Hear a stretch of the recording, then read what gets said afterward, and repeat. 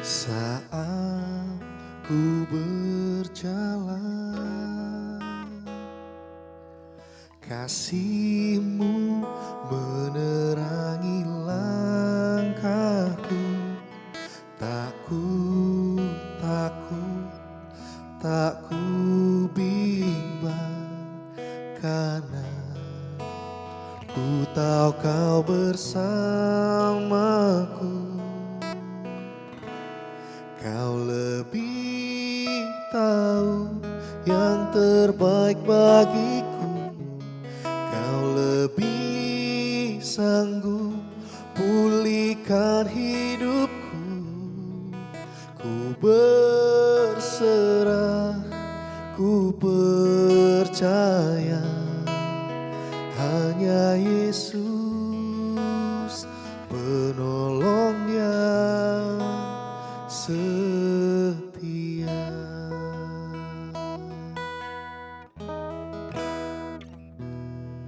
Saat ku berjalan,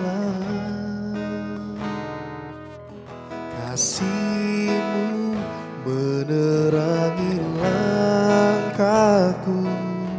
Tak ku takut, tak ku bimbang, karena ku tahu Kau bersamaku. Kau lebih tahu yang terbaik bagiku. Kau lebih sanggup pulihkan hidupku. Ku berserah, ku percaya, hanya Yesus penolong yang setia. Kau lebih tahu yang terbaik bagiku. Kau lebih sanggup pulihkan hidupku. Ku berserah, ku percaya, hanya Yesus penolong yang setia.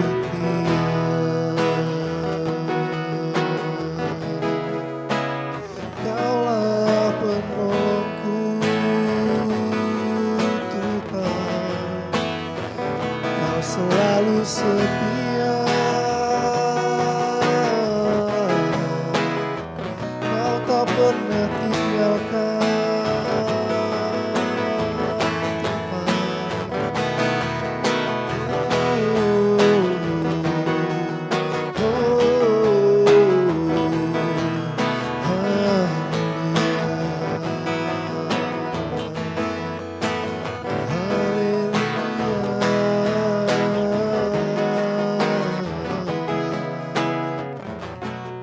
Kami mau terus berserah, kami mau terus percaya. Kau pulihkan, Kau tolong hidup kami, Tuhan.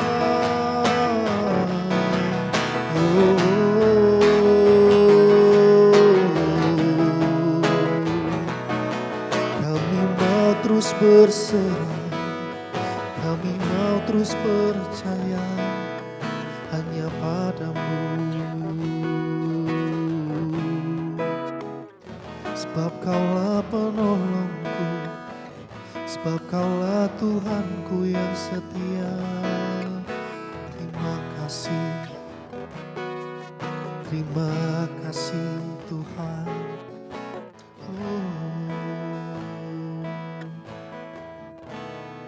Kau lebih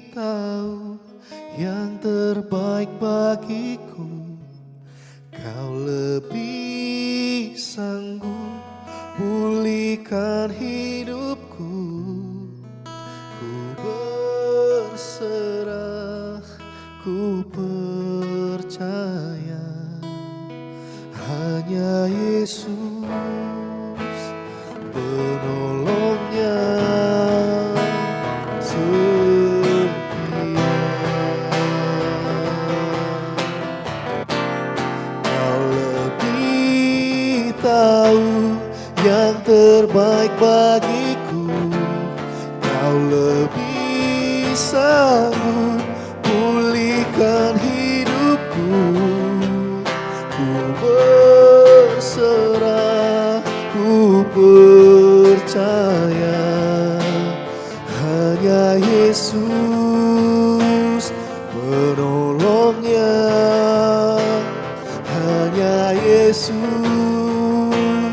penolongnya. Hanya Yesus penolongnya setia.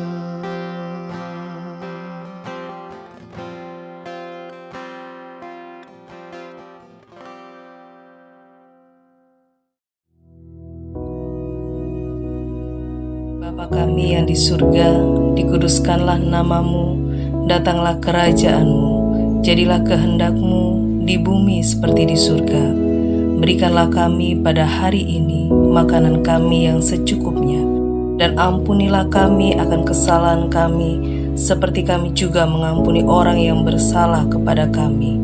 Dan janganlah membawa kami ke dalam pencobaan, tetapi lepaskanlah kami daripada yang jahat. Karena Engkaulah yang empunya kerajaan dan kuasa dan kemuliaan sampai selama-lamanya. Amin.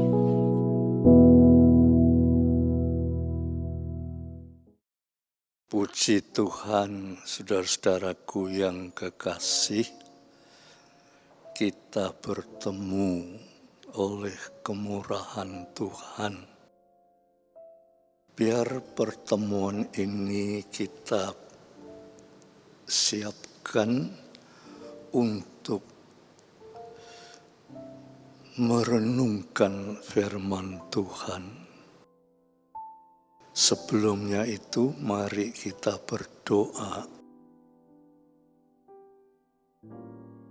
Terima kasih Tuhan buat hari yang Engkau beri. Ajarkan kami, oh Roh Kudus, untuk lebih meneliti kebenaran firman-Mu, sehingga kami terus ditingkatkan di dalam Tuhan. Terima kasih Bapa, di dalam nama Yesus Kristus. Amin. Saudara-saudaraku sekalian yang kekasih, kesempatan ini ayo kita sama-sama meneliti kebenaran firman Tuhan ya. Untuk itu saya akan membawa saudara kepada satu pemahaman yang lebih mendalam lagi firman Tuhan yang terdapat di dalam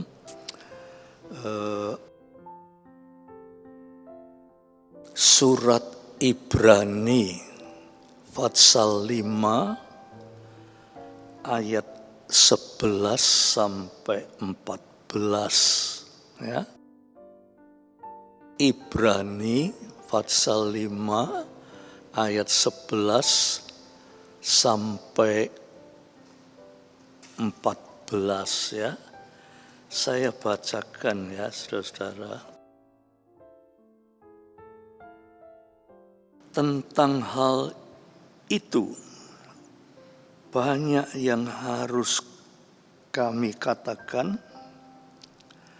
tetapi yang sukar untuk dijelaskan. Ya. Surat Ibrani mengatakan banyak yang hendak kami katakan, tetapi sulit untuk dijelaskan. Nah, kemana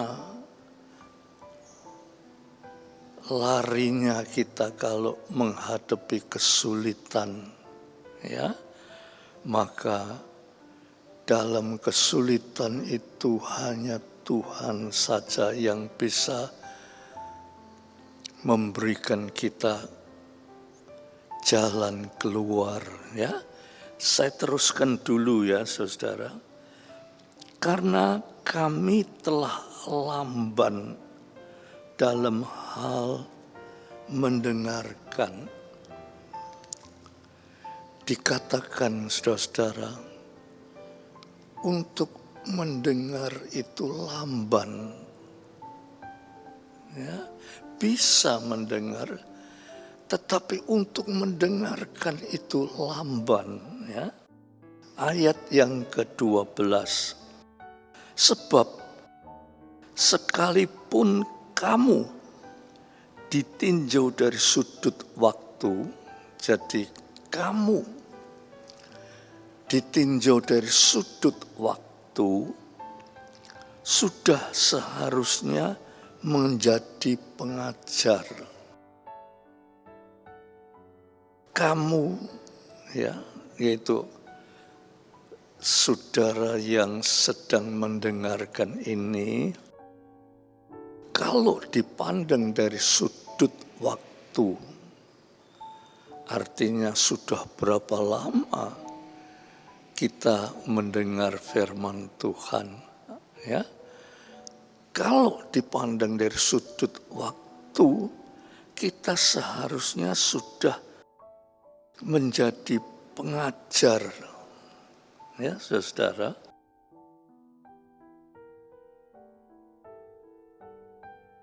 Kamu masih perlu lagi diajarkan asas-asas pokok. Tapi isi butuh diajar asas-asas pokok dari pernyataan Allah. Dan kamu masih memerlukan susu, bukan makanan keras. Ayat 13. Sebab barang siapa masih memerlukan susu, ia tidak memahami ajaran tentang kebenaran, sebab ia adalah anak kecil. Tetapi makanan keras adalah untuk orang-orang dewasa yang karena mempunyai panca indera yang terlatih untuk membedakan yang baik dan yang jahat.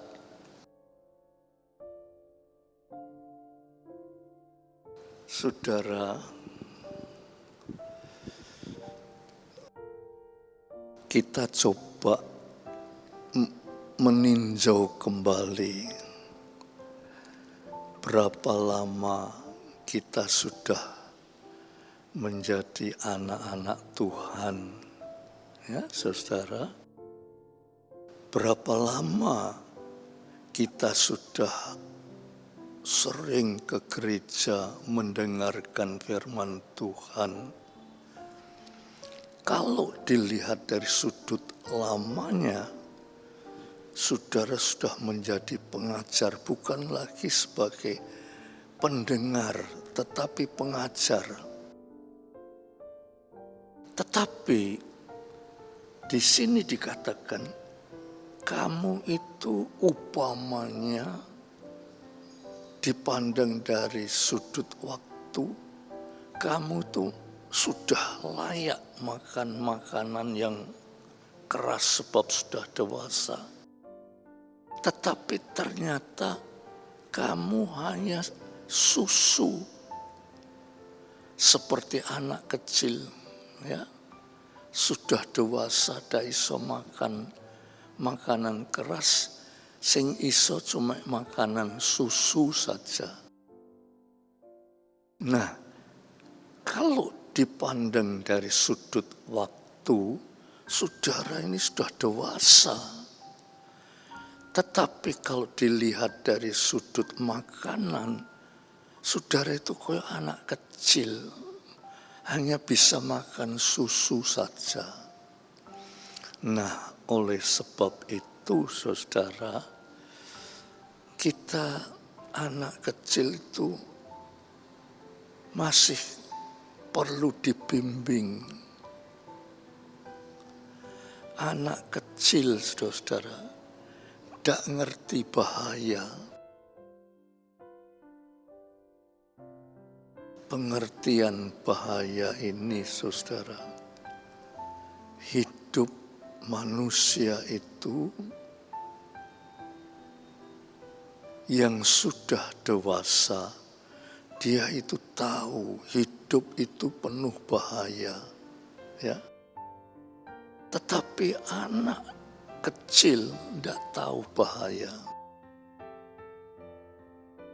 Orang dewasa tahu bahaya dan dia berusaha untuk mendapatkan pertolongan, dan pertolongan itu, ya, orang yang dewasa rohaninya, pertolongan itu hanya dari Tuhan. Dunia tidak mampu menolong kita. Ya. Apa yang dunia janjikan menolong itu bukan menolong, saudara. Ya. Tetapi pertolongan, kalau saudara yakin, pertolongan yang satu-satunya itu ialah dari Tuhan. Itu sebabnya saudara, sekarang kita tinjau kembali, siapakah saya ini? Sudah berapa lama saya ini menjadi anak-anak Tuhan? Malahan bukan saja anak-anak Tuhan, saya ini sudah melayani Tuhan. Tetapi nek ditinjau dari sudut kenyataan, saya ini masih kok anak kecil. Ya. Anak kecil itu ndak iso mbok kasih makan sing keras-keras, ndak iso. Makanannya hanya susu saja. Nah ini saudara, kalau dilihat dari sudut pertumbuhan, ya, dilihat dari sudut pertumbuhan, maka orang ini tidak bisa bertumbuh. Sudah dewasa tapi seperti anak kecil, artinya tidak bisa bertumbuh.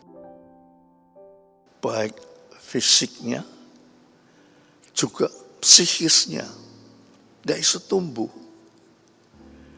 Itu sebabnya dunia ilmu pengetahuan kalau melihat orang yang sudah dewasa tetapi sikapnya hanya seperti anak kecil, itu para ahli itu mengatakan orang itu ada keterbelakangan. Ya, keterbelakangan itu artinya pertumbuhannya itu tidak ada. Ya, jadi lucu saudara, sudah dewasa tapi pikirannya seperti anak kecil. Ya. Lucu, jadi dilihat dari sudut pertumbuhan, tidak ada pertumbuhan. Begitu juga kehidupan rohani. Kehidupan rohani itu harus terus bertumbuh. Ya, saudara, terus bertumbuh. Upamanya seorang pendeta itu tidak lantas dengan sendirinya jadi pendeta, tidak bisa. Dia harus bertumbuh. Ya. Di dalam kehidupan rohaninya itu harus bertumbuh sampai saatnya pertumbuhan itu mencapai taraf di mana dia harus jadi pendeta, pengajar, ya saudara. Nah, dengan renungan ini, saudara, mari kita renungkan kembali. Nek saudara dibilang anak-anak, pertumbuhan rohaninya tidak ada, saudara pasti tidak mau. Ya. Tetapi kalau saudara dibilang pertumbuhan rohani, lawang makanannya aja hanya susu, tidak iso makanan yang keras, tidak ngerti firman Tuhan. Ya, itu sebabnya mari pada kesempatan ini kita berdoa, ya saudara, supaya saudara ngerti loh. Saya ini harus bertumbuh, terus bertumbuh. Malahan dalam Yohanes 3:30 dikatakan pertumbuhan itu harus Tuhan harus semakin besar di dalam hidupku. Dan pertumbuhan itu harus mengatakan aku harus semakin berkurang-kurang. Dan pertumbuhan yang demikian itu, saudara, suatu pertumbuhan yang dipastikan dia akan mencapai sebagaimana Allah kehendaki, yaitu mencapai suatu kehidupan yang kekal. Puji Tuhan, saudara-saudara, ya, kita dengan singkat, dengan sederhana, tapi marilah kita berdoa supaya Tuhan memberikan kita Roh Kudus, menolong kita untuk bertumbuh di dalam Tuhan, ya. Ayo kita sama-sama berdoa, ya. Tuhan, dengan firman yang sederhana ini, tetapi tidak mengurangi pengertian yang harus menjadi perhatian kami, bahwa kami di dalam Tuhan harus terus bertumbuh. Rohani kami harus bertumbuh untuk menghadapi dunia yang banyak permasalahan ini. Hanya dengan Tuhan kami dapat bertumbuh dengan baik untuk mencapai suatu tujuan, yaitu hidup yang kekal. Terima kasih Tuhan. Biar damai sejahtera Bapa, berkat kasih Yesus Kristus, persekutuan oleh Roh Kudus atas saudara-saudara semua, sampai Maranatha. Dalam nama Yesus Kristus. Amin.